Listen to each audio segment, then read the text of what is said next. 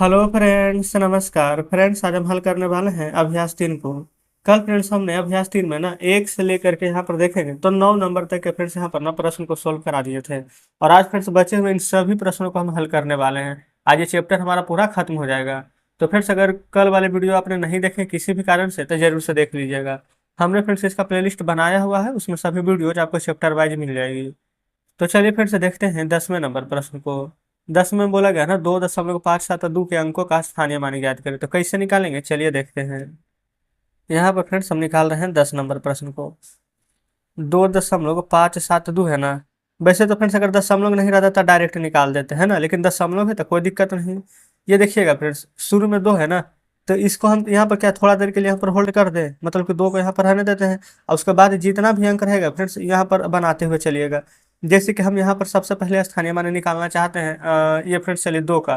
तो 2 यहाँ पर दशमलव के पहले ना है, तो 2 का स्थानीय मान है ना, तो 2 में यहाँ पर फ्रेंड्स आपको जैसे यहाँ से हम निकालते हैं, है ना, पूरा का निकाल देंगे, नहीं तो अलग अलग निकालेंगे तो हो सकता है आप थोड़ा सा कंफ्यूज हो जाए। देखिए 2 से, तो 2 में ना फ्रेंड्स यहाँ पर हम 1 से गुना करते हैं, लेकिन दशमलव है ना, दशमलव के 1 2 और ये तीसरा नंबर अंक पर है ना, देखिएगा 1 2 3 अंक है ना, 3 अंक पर। तो 2 के नीचे ना 1 पर फ्रेंड्स यहाँ पर 1 2 3 शून्य दे दीजिएगा। ठीक है। अच्छा ये वाला फ्रेंड्स हम 1 नहीं लिखते तो क्या होता, नहीं लिखते तो भी कोई दिक्कत नहीं होता, क्योंकि आप खुद ही देखिए ना, ये 2 में 1 से गुना करेंगे तो कोई फर्क नहीं पड़ेगा। देखिए यहाँ पर हम डायरेक्ट कर देते हैं 7। यहाँ पर अब 7 के बाद देखिएगा ना, ये पर दशमलव के इधर कितना अंक बच गया, 1 और 1 2 अंक। तो डायरेक्ट हम यहाँ पर इस प्रकार से 100 लिख देंगे। अच्छा यहाँ पर फ्रेंड्स ये वाला हम 5 का निकालेंगे, तो हम यहाँ पर लिख देंगे 5। दशमलव के बाद 1 अंक है, 1 जीरो दे देंगे। ये फ्रेंड्स हम 2 का निकालेंगे तो लिखेंगे 2। अच्छा दशमलव के बाद फ्रेंड्स कोई अंक नहीं ना है, तो यहाँ पर 1 से गुना कर देंगे।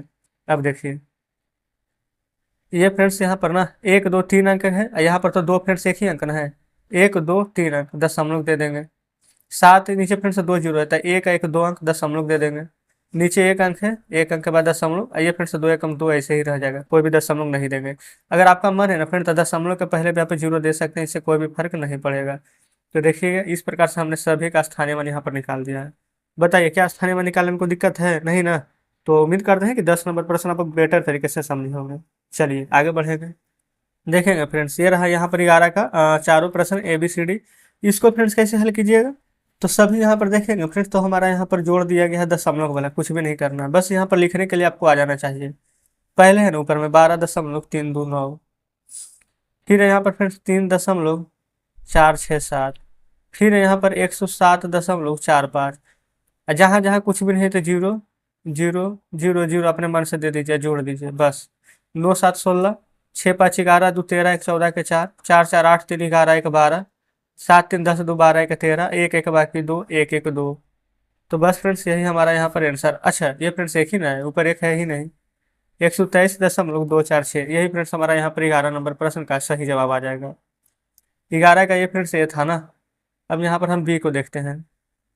213.009, 89.467 माइनस 9 में से 7 जाएगा तो 2, 10 में से 6 जाएगा तो 4, 9 में से 4 जाएगा तो 5, 12 में से 9 जाएगा तो 3, 10 में से 8 जाएगा तो 2, ये बचेगा फ्रेंड्स क्या हमारा 1, यानी 123.542। बस फ्रेंड्स इतना ही है, घटाव में तो कुछ है ही नहीं। सी में देखेंगे 92.225 गुना के 4, देखिए 5 24, 4 दूनी 8 2 10, 4 दूनी 8 1 9, 4 दूनी के 8, 9 चौके 36, 1 2 3 अंक के बाद दशमलव है, तो 1 2 3 अंक के बाद दशमलव दे देंगे।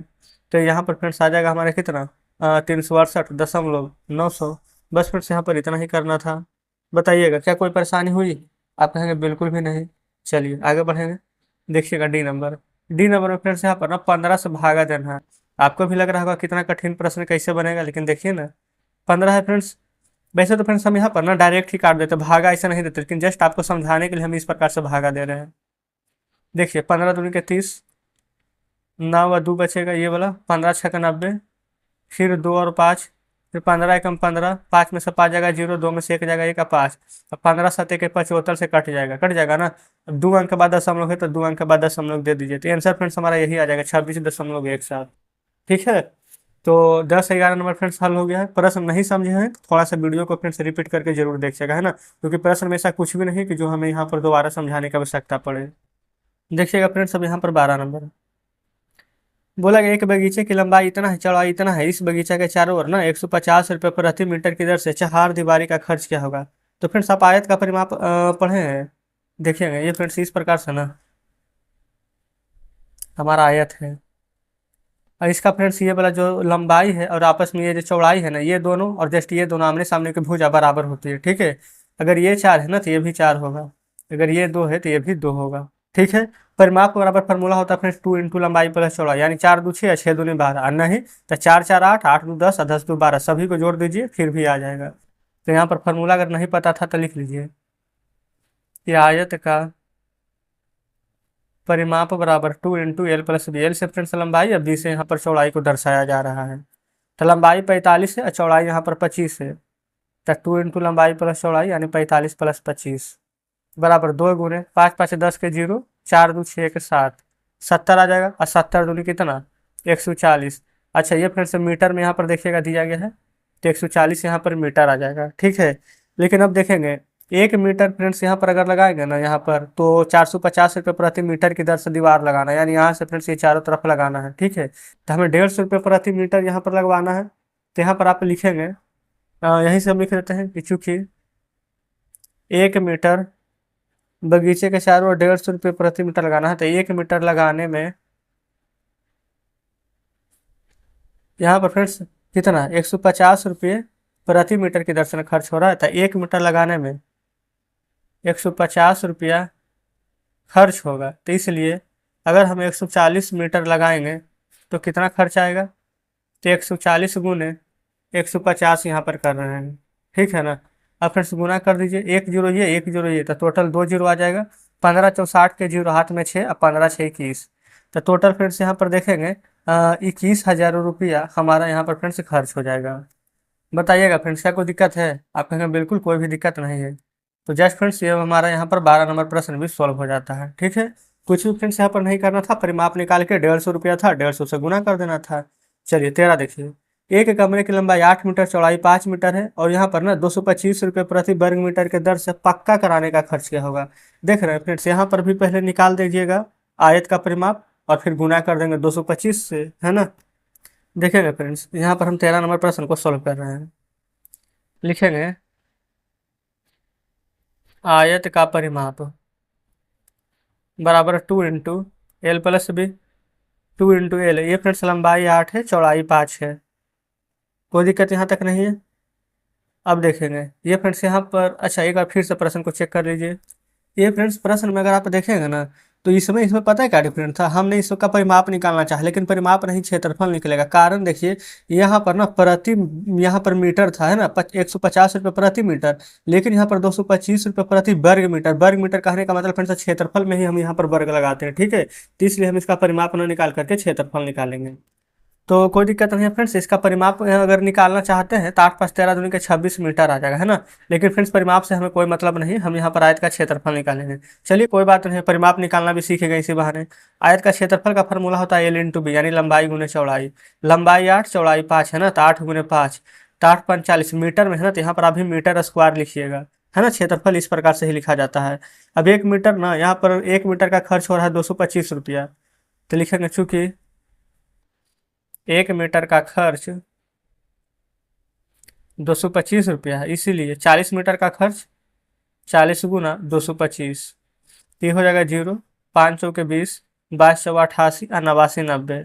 तो फिर से टोटल खर्च यहाँ पर कितना आ जाएगा, तो 9,000 रुपये, ठीक है। चलिए प्रश्न पर देखेंगे फ्रेंड्स, यही प्रश्न बोला गया था, लंबाई गुने चौड़ाई निकाल दी है और 225 से यहाँ पर हमने गुना कर दिया है। 14 नंबर देखेंगे, बोला गया है ना एक चबूतरे की लंबाई है 12 मीटर, और बोला गया है ना कि चौड़ाई आधी है, यानी कि जो लंबाई है ना वो चौड़ाई की आधी है। चलिए पहले प्रश्न को करना सीखेंगे। देखिएगा फ्रेंड्स यहाँ पर 12 नंबर 13 14 नंबर को बना रहे हैं। जो लंबाई है ना बोला गया है 12 मीटर, ठीक है। चौड़ाई तो समझिएगा, तथा चौड़ाई लंबाई की आधी है। लंबाई अगर 12 है ना तो चौड़ाई इसका आधा हो जाएगा 6 मीटर, ठीक है। बोला गया इस चबूतरे पर 6 डेसीमीटर लंबाई तथा इसकी तिहाई चौड़ाई वाले कितने टाइल्स लगेंगे। तो यहाँ पर फ्रेंड्स हम लिख देते हैं टाइल्स, ठीक है। टाइल्स का भी क्षेत्रफल निकालते हैं ना, तो इसका लंबाई और चौड़ाई हमारा जुटता है, तो 6 मीटर लंबाई। अच्छा तो टाइल्स लिख करके यहाँ पर एल और बी यहाँ पर भी लिख दें लंबाई और चौड़ाई। तो लंबाई यहाँ पर 6 डेसीमीटर है, अब मीटर में ना चाहिए तो 10 से भागा दे देंगे तो मीटर में आ जाएगा। तो 10 से भागा देंगे तो 6 है, तो 0.6 मीटर आ जाएगा। इसका 1/3 है, तो तिहाई है फ्रेंड्स, यानी 1/3, तो 3 से भागा दे देंगे तो 0.2 मीटर। तो यानी कि फ्रेंड्स हमने इसका भी ना यहाँ पर लंबाई और चौड़ाई यहाँ पर निकाल दिया है, ठीक है। अब फ्रेंड्स यहाँ पर से हमसे पूछा क्या गया था, तो कितने टाइल्स लगेगा ना, तो कितना टाइल्स लगेगा तो इसको पता है कैसे निकालते हैं, टाइल्स की संख्या निकालना है हमें। यहाँ लिख देते हैं टाइल्स की संख्या। तो ऊपर यहाँ पर निकाल देंगे क्या, चबूतरे का क्षेत्रफल, और नीचे निकाल देंगे टाइल्स का क्षेत्रफल। लिख दीजिए चबूतरे का क्षेत्रफल बटा में टाइल्स की क्षेत्रफल। चबूतरा का क्षेत्रफल लंबाई गुने चौड़ाई आ जाएगा, आप लिख दीजिएगा 12 × 6। टाइल्स का क्षेत्रफल आ जाएगा 0.6 गुना 0.2। ये फ्रेंड्स एक अंक के बाद दशमलव, एक अंक के बाद दशमलव, तो यहाँ पर 2 जीरो ऊपर आ जाएगा। 6 × 2 कितना आता है, 12 ना, तो 12 से 12 डायरेक्ट हमारा कट जाएगा। तो टाइल्स का संख्या ना निकाले थे, तो टाइल्स का संख्या कितना आ जाएगा, तो 600। तो बस फ्रेंड्स यहाँ पर यही हमारा आंसर हो जाएगा। देखिएगा क्या हमने कुछ भी एक्स्ट्रा नहीं किया है, 14 नंबर सॉल्व हो जाता है ना। चलिए आगे देख लेते हैं फ्रेंड्स यहाँ पर 15 नंबर प्रश्न को। 15 में बोला गया है कि एक दुकानदार से एक आदमी ने ना 1.1/2 दर्जन अंडे 3 रुपये प्रति दर्जन की दर से कीना है, और 1.5 रुपये प्रति पेंसिल की दर से ना 2.1/3 दर्जन पेंसिल तथा 2 रुपये प्रति दर्जन की दर से ताव इतना की दर से दस्ता। तो बताइए कितना का बिल बना, बिल ना बनाना है, चलिए देखते हैं। सबसे पहले फ्रेंड्स यहाँ पर देख लेते हैं 15 नंबर प्रश्न को, है ना। अच्छा ये लास्ट ही प्रश्न है, ठीक है। देखेंगे सबसे पहले फ्रेंड्स 3 रुपये प्रति दर्जन अंडा ना, तो एक दर्जन एक अंडा का मूल्य कितना हो जाएगा प्रति अंडा, तो लिख देंगे एक अंडा का मूल्य 3 रुपये। आप कहेंगे जी, लेकिन फ्रेंड्स अंडा कितना है, एक दर्जन, अब आधा दर्जन, तो एक दर्जन बराबर फ्रेंड्स कितना अंडा, 12। और फ्रेंड्स आधा दर्जन बराबर कितना था, 6।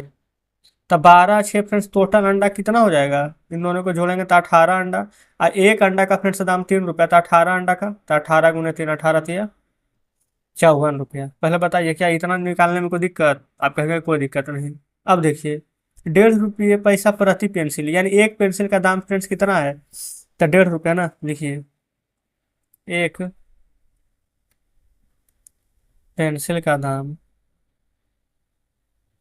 1.5 रुपया, आप कहेंगे बिल्कुल सही, लेकिन पेंसिल कितना है, 2.1/3 दर्जन, 2 दर्जन अलगे कर दीजिए, ठीक है। अच्छा 2 दर्जन बराबर फ्रेंड्स कितना, 24 पेंसिल। 1/3 दर्जन ना, 1/3 कहने का मतलब फ्रेंड्स 1/3।